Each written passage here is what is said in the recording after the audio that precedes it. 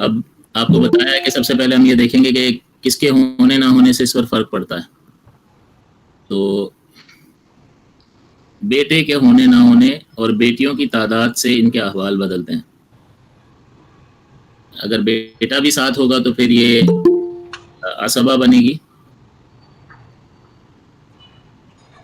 عصبہ بالغیر کہتے ہیں اس کو. اور تقسیم کا طریقہ کار ہوگا للذکر مثل حظ الانثیین، یعنی مذکر کے لیے 2 مؤنث کے حصوں کے برابر ہوگا. تو اگر میت کا بیٹا بھی موجود ہو اور بیٹیاں بھی موجود ہوں تو پھر یہ بیٹا خود بھی عصبہ بنتا ہے اور بیٹی کو عصبہ بناتا ہے. تو یہ جب اپنے بھائی کے ساتھ یعنی میت کے بیٹے کے ساتھ بیٹی عصبہ بنتی ہے تو اس کو عصبہ بالغیر کہا جاتا ہے. اور اس صورت میں پھر تقسیم جو ہوگی وہ اس اعتبار سے اس طرح ہوگی کہ ہر بیٹے کو دو بیٹیوں کے برابر حصہ ملے گا. تو فرض کر لیں اگر ایک شخص کی کوئی بھی نہیں ہے، صرف ایک بیٹا اور ایک بیٹی ہے، تو جائیداد کے کل 3 ٹکڑے ہوں گے، 3 حصے ہوں گے، جس میں سے 2 بیٹے کو مل جائیں گے اور 1 بیٹی کو ملے گا. اور اگر دوسری حالت خود ہی سے بن جائے گی کہ اگر اب بیٹے کو نکال دیں تو پھر بیٹیوں کی تعداد پہ فیصلہ ہوتا ہے. ایک بیٹی ہوتی ہے تو اس کو 50% نصف ملتا ہے یعنی، اور اگر ایک سے زائد بیٹیاں ہوتی ہیں تو انہیں ثلثان یعنی 66.6% ملتا ہے. یہ ٹوٹل ان کو ملے گا. اب یہ احوال بالاختصار جو ہے یعنی مختصراً اگر اس کو دیکھیں تو جب میت کا بیٹا ہو تو بیٹی عصبہ بالغیر یعنی بیٹے کو بیٹی کا دگنا ملے گا، ورنہ بیٹیوں کی تعداد پر انحصار ہوگا. اگر ایک بیٹی ہو تو نصف، زائد ہو تو ثلثان. اب یہ کیسے یاد رہے گا بیٹی کے احوال کہ اگر بیٹا موجود ہے تو پھر 2 اور 1 کے ریشو سے تقسیم ہوگا، اور اگر بیٹا موجود نہیں ہے تو بیٹیوں کی تعداد پر فیصلہ ہوگا. ایک بیٹی ہو تو 50% اور 1 سے زائد چاہے 2 ہوں یا 5 ہوں 6 ہوں جتنی بھی ہوں پھر وہ 66.66% کی حقدار ہوں گی اور پھر وہ آپس میں اس کو بانٹ لیں گی. عصبہ بالغیر یہ کب ہوگا؟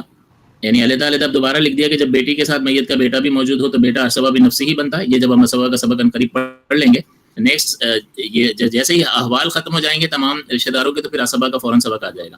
تو عصبہ بھی نفسی ہی بنے گا، یعنی خود اتنا پاورفل ہے، اس میں بنوت ہے، بیٹا ہونا ہے، لہٰذا وہ عصبہ بن جاتا ہے اور اپنی بہن کو بھی عصبہ بناتا ہے، یعنی میت کی بیٹی کو بھی عصبہ بنا دیتا ہے. اس صورت میں بیٹے کو 2 بیٹیوں کے برابر حصہ ملے گا، یعنی ان کے مابین للذکر مثل حظ الانثیین کے طریق پر تقسیم ہوگی. للذکر کا مطلب ہوتا ہے مذکر کے لیے، اور مثلو کے برابر حظ حصے کو کہتے ہیں انثیین، دو بیٹیوں کے حصے کے برابر مذکر کا حصہ ہوگا. تو ظاہر ہے اس کا ڈبل ہوگا تو اس کا سنگل آپ کو پتہ چل جائے گا.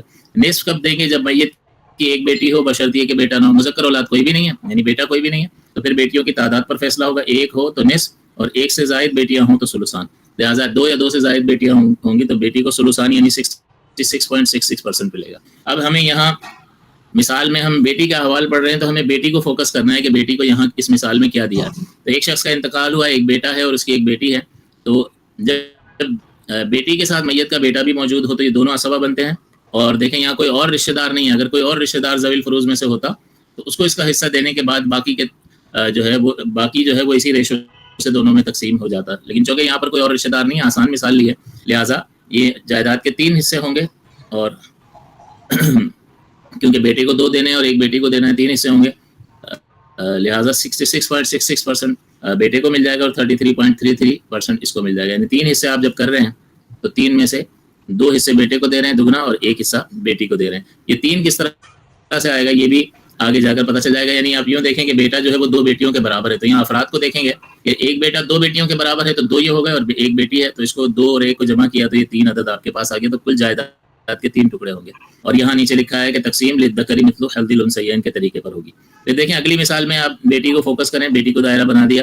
اب یہاں مثال میں ورثہ میں شوہر ہے اور بیٹی ہے. اب آپ کو بتایا تھا کہ شوہر کو حصہ دینا ہے تو اولاد میت کو دیکھیں گے. یہاں میت کی اولاد یعنی بیٹی موجود ہے اور جب میت کی اولاد موجود ہو تو شوہر کو ربع ملتا ہے. تو یہاں پر دیکھیں شوہر کو ربع دیا ہے 25% اور بیٹی 1 ہے، میت کا بیٹا نہیں ہے تو پھر بیٹی کی تعداد پہ فیصلہ ہوتا ہے. ایک بیٹی ہو تو نصف ملتا ہے، زائد ہو 1 سے زائد ہو تو ثلثان ملتا ہے. تو یہاں نصف 1 ہے لہٰذا نصف دیا 50%. اب یہاں شوہر کو 25% مل گیا اور بیٹی کو 50% مل گیا اور 25% جو ہے ریمیننگ اماؤنٹ 25% باقی رہ گیا. اب چونکہ عصبہ یہاں پر کوئی بھی نہیں ہے تو یہ بیٹی کی طرف رد ہو جائے گا یعنی لوٹے گا. یہ رد کا جب ہم سبق پڑھ لیں گے تو انشاءاللہ اور بات سمجھ میں آ جائے گی. تو یہاں اس صورت میں 75% بیٹی کو حصہ ملے گا اور 25% شوہر کو ملے گا. لہٰذا اگر 1 لاکھ روپے میت نے چھوڑے ہوں تو اس کا 25% 25,000 روپے شوہر اور 1,00,000 کا 75% بنے گا 75,000 روپے بیٹی کو ملیں گے. اسی طرح وہ اگر کوئی اور چیز چھوڑی ہے، مکان چھوڑا ہے، تو اسی ریشو سے یہ پارٹنر بن جائیں گے اس مکان میں. عورت نے کوئی جویلری چھوڑی ہے، وہ بھی اسی ریشو سے تقسیم ہو جائے گی. عورت کے جو کپڑے ہیں، جو اس کا سامان ہے، ہر چیز جس کی کوئی قیمت ہے، اس میں یہ دونوں پارٹنر ہیں. اور یہ کوئی بھی ایک آدمی جو ہے اپنی مرضی سے اس میں تصرف نہیں کر سکتا. دونوں جبری طور پر اس میں پارٹنرز ہیں اور اس کو ایک دوسرے کی رضامندی سے اس کو استعمال کر سکتے ہیں. سب سے الاؤٹ ہوگا اور اس طرح 75 اور 25% کے ریشو سے آپس میں ڈیوائڈ ہو جائے گا. فیکٹری چھوڑی ہے تو فیکٹری میں بھی یہ اسی ریشو سے حصہ دار ہوں گے. ایک مکان چھوڑا ہے، ایک مکان چھوڑا ہے جو کرائے پہ دیا ہوا ہے، تو مکان میں بھی یہ اسی ریشو سے حصہ دار ہیں. اور جو کرایہ آ رہا ہے اس میں بھی اسی ریشو سے ڈویژن ہوگا، یعنی 75% کرایے کا بیٹی کو ملے گا اور 25% شوہر کو ملے گا. اب دوبارہ یہاں دیکھیں کہ ایک نئی مثال ہے، اس میں بیٹی کا ہی ہم حصہ دیکھ رہے ہیں. تو بیٹی ہے اور بھائی ہے، یعنی ایک عورت کا انتقال ہوا، اس کی بیٹی ہے اور بھائی ہے. تو بیٹی میت کا بیٹا موجود نہیں ہے اور تو اس صورت میں بیٹی کی تعداد پہ فیصلہ ہوگا. ایک ہے تو نصف دیں گے، تو اس کو نصف دے دیا 50%. اور اب یہ بھائی کی طرف آ گئے تو بھائی جو ہے وہ ان 4 لوگوں میں سے نہیں ہے جو ذوی الفروض میں سے ہیں. باپ، جد صحیح، اخیافی بھائی اور شوہر، ان 4 میں سے نہیں ہے. یہ حقیقی بھائی ہے، اخیافی بھائی اور ہوتا ہے. یہ حقیقی بھائی ان 4 میں سے نہیں ہے. تو اب ہم ان خوبیوں کو دیکھیں گے. اس میں بیٹا ہونا نہیں ہے، اس میں باپ ہونا، ابوت نہیں ہے، اس میں اخوت ہے، لہٰذا یہ اسبہ بنے گا اور بقیہ سارے مال کو لے لے گا. آپ کو بتایا تھا کہ اسبہ وہ ہوتا ہے کہ ذوی الفروض کی موجودگی میں، یعنی جس کے حصے مقرر ہیں ان کی موجودگی میں ان کو دینے کے بعد جو بچ جائے اس مال کا حقدار ہوتا ہے. اور ذوی الفروض نہ ہو تو کل کا حقدار ہوتا ہے. تو یہاں پر ذوی الفروض جو ہے بیٹی موجود ہے، اس کا حصہ مقرر شدہ ہے، پہلے اس کو دے دیا 50% اور پھر جو بچ گیا اس کا یہ حقدار قرار پایا. لہٰذا اگر 1,00,000 روپے ہوں گے تو 50,000 دونوں کو مل جائیں گے، آدھی جائیداد میں دونوں حصے دار ہوں گے. اگلی چوتھی مثال ہے، اس میں ورثہ ہیں. ایک شخص کا انتقال ہوا، اس کی بیوی ہے، 2 بیٹیاں ہیں اور بھائی ہے. اب بیوی کو حصہ دینا ہے تو اولاد کو دیکھیں گے. 2 بیٹیاں اولاد میت کی موجود ہے، لہٰذا 8واں حصہ سمن ملے گا اس کو. بیوی کو 12.5% دے دیا جی. بیٹیوں کو کیا کرنا ہے؟ بیٹیوں کے ساتھ دیکھیں گے میت کا بیٹا ہے یا نہیں ہے تو بیٹیوں کی تعداد پہ فیصلہ ہوگا. ایک بیٹی ہوتی ہے تو نصف دیتے ہیں، یہاں 1 سے زائد ہیں، 2 بیٹیاں ہیں لہٰذا ثلثان دے دیں گے 66.66%. بھائی آ گیا. اب بھائی کا مسئلہ یہ ہے کہ دیکھیں یہ مرد ہے تو 4 مردوں میں سے جن کے حصے مقرر ہیں اس میں ہے یا نہیں ہے؟ باپ، جد صحیح، اخیافی بھائی، شوہر، 4 میں سے یہ نہیں ہے. اب جب نہیں ہے تو یہ ذوی الفروض میں سے تو نہیں ہے.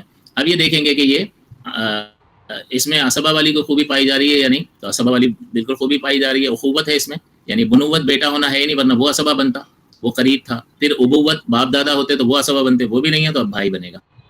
لہٰذا بھائی اسبہ بنے گا. اور اسبہ کے بارے میں آپ کو بتا دیا کہ ذوی الفروض کی موجودگی میں بچے ہوئے مال کا حقدار ہوتا ہے. تو یہاں ذوی الفروض 2 ہیں جن کے حصے مقرر ہیں. بیوی بھی ذوی الفروض میں سے ہے اور بیٹیاں بھی ذوی الفروض میں سے ہیں. تو ان کو دینے کے بعد جو بچے گا وہ یہ رکھے گا. تو لہٰذا 66% بیٹیوں کو دیا، 12.5% بیوی کو دیا. اس کا ٹوٹل کر کے جب مائنس کریں گے 100 میں سے تو 20.4% آئے گا. 20.4% یہ جو ہے بھائی 20.4% لے گا. لہٰذا اگر 1,00,000 روپے ہوں تو 12,500 روپے بیوی کے اور 66,666 یہ بیٹیوں کو کل مل جائے گا. پھر یہ آدھا کر لیں گی، 2 ہیں تو 2 سے تقسیم کر کے ہر بیٹی کو 33,333 روپے مل جائیں گے. اور باقی جو ہے 20,400 کچھ روپے اس کو مل جائیں گے بھائی کو. تو اس طرح سے یہ تقسیم ہوگی. اگلی مثال دیکھیں. اگلی مثال میں ایک عورت کا